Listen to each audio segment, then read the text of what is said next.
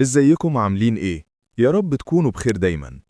بصراحة النهاردة أنا عايز أتكلم معاكم عن حاجة بسيطة جدا، بس غيرت لي حاجات كتير في حياتي. تجربة شخصية كده، وحابب أشاركها معاكم لأنكم بقيتوا عيلتي فعلا، وكل يوم بنكبر سوا. وبصراحة أنا حاسس إن لازم نحكي لبعض أكتر.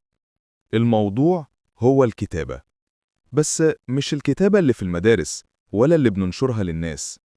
الكتابة اللي بينك وبين نفسك. الكتابة اللي بتطلع اللي جواكي من غير ما تشرحيه ومن غير ما حد يحكم عليكي. بصوا، أنا في فترة من حياتي كنت مضغوط جدا، دماغي مليانة ومش عارف أتكلم مع حد. بس في يوم كده مسكت ورقة وقلم وبدأت أكتب. مش قصة ولا خواطر، لأ، كنت بكتب أي كلام بيعدي في دماغي. كنت بكتب مثلا أنا تعبان النهاردة، أو حاسس إني تايه. ومع الوقت بدأت ألاحظ حاجة غريبة جدا. كل مرة بكتب فيها كنت بحس إني بهدى، زي كأن الكلام اللي كان محبوس جوايا طلع واتنفس، وكأني بسمع نفسي لأول مرة. وعلشان كده بقيت أكتب كل يوم، حتى لو كلمتين، حتى لو مش عارف أقول إيه، حتى لو خطي وحش أو كلامي مش مترتب، بس كنت بكتب. وده كان كفاية جدا. تعرفي، الكتابة اليومية بتخليكي تشوفي نفسك بوضوح، بتخليكي تعرفي انتي زعلانة ليه، مبسوطة ليه، خايفة من ايه. بتخليكي تسمعي صوتك الحقيقي بعيد عن دوشة الناس.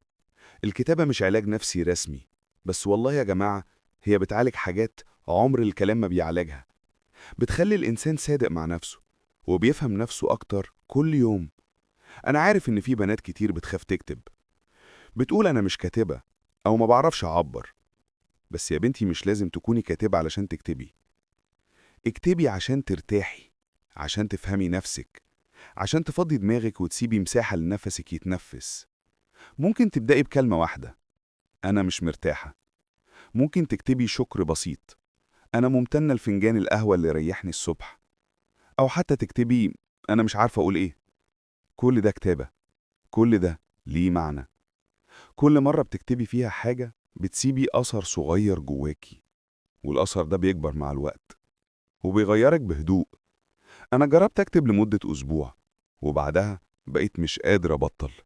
بقيت لما أكتب بحس إن يومي متوازن، زي كأني بغسل دماغي من الهموم قبل ما أنام. الكتابة مش بس بتخليكي تفضي اللي جواكي، دي كمان بتخليكي تشوفي نعمك، اللحظات الصغيرة اللي بنعديها من غير ما نحس. بتكتبي عنها وتكتشفي إنك كنتي محاطة بحاجات حلوة بس ما كنتيش شايفاها. وفي لحظات الوجع اكتبي، حتى لو دموعك بتنزل، حتى لو مش قادرة تمسكي القلم. لأن الورق عمره ما بيحكم، وعمره ما بيقولك اهدي أو كفاية. الورق بيسمع وبيحضن، وبيخلي وجعك يتحول لحروف بدل ما يفضل وجع.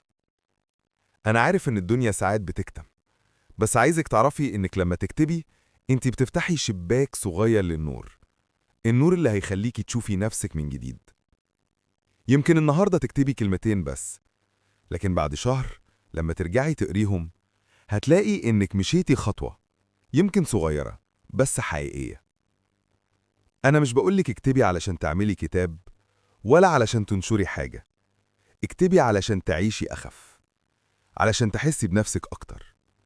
اعمليها عادة صغيرة في يومك، قبل النوم أو أول ما تصحي. اكتبي كلمتين في دفتر صغير وسميه دفتر الصدق، لأنك كل مرة تكتبي فيه بتكوني صادقة مع نفسك جدا. وفي الآخر أنا عايزك تعرفي إن الكتابة مش مجرد حروف، هي طريقة تحبي بيها نفسك وتسمعيها وتطمنيها. فلو النهاردة كنت تايهة أو متضايقة، ما تتكلميش، اكتبي، حتى لو كلمتين اكتبي. وهتشوفي بعد شوية إزاي الدنيا هديت جواكي من غير ما تعملي مجهود. خديها نصيحة مني، الكتابة اليومية مش طرف، دي ضرورة صغيرة لقلبك. ابدأي النهاردة، حتى لو بكلمة واحدة، لأن الكلمة دي ممكن تكون أول خطوة حقيقية نحو نفسك.